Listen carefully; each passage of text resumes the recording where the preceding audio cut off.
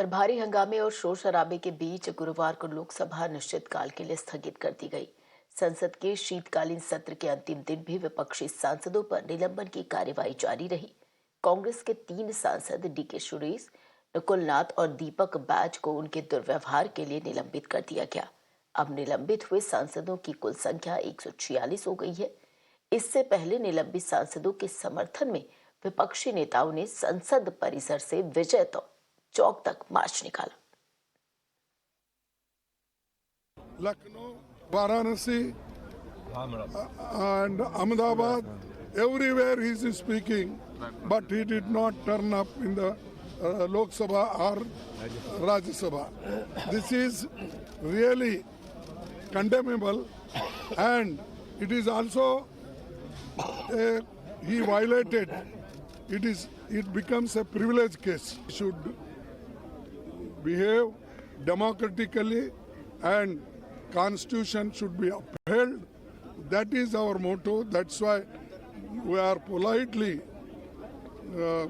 protesting. Tomorrow we are protesting in Jantar Mantar, and all party people will be there. All our India party's leaders, those who are available here, they will participate here. In a parliamentary democracy,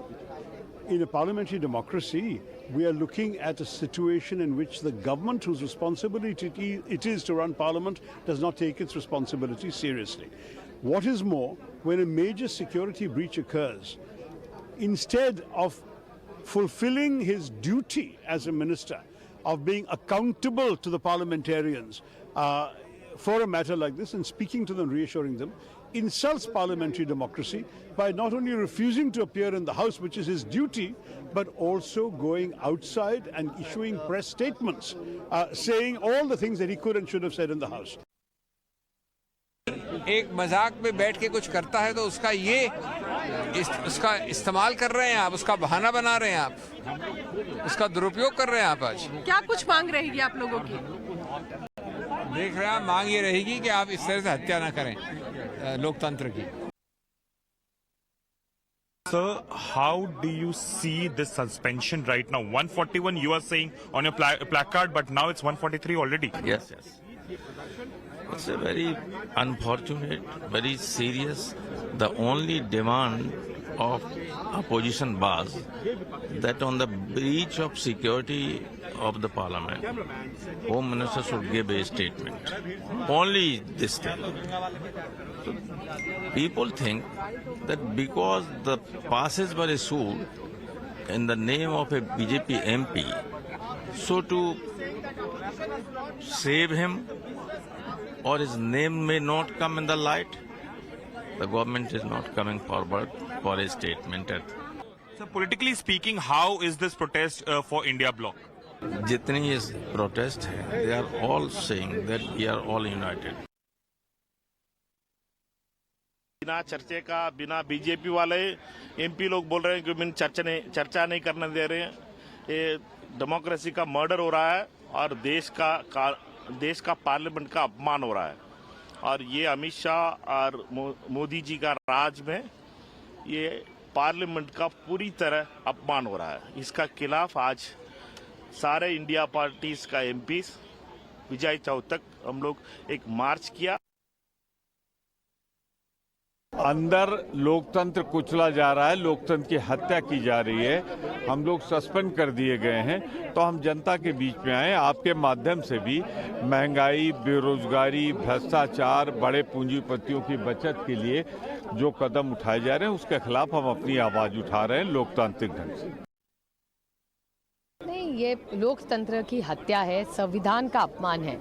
ये देश संविधान से चलता है और जिस तरह से 140 एमपीओ को निकाला है ये गलत है। मैं इसका निषेध करती हूँ और ये लग रहा है कि इस देश में इमरजेंसी है। हर जो पोस्ट होती है, प्रेसिडेंट हो, प्राइम मिनिस्टर हो, वाइस प्रेसिडेंट हो, उनका मान सम्मान तो हम करेंगे ही, लेकिन हमको उसके पहले निकाला गया था।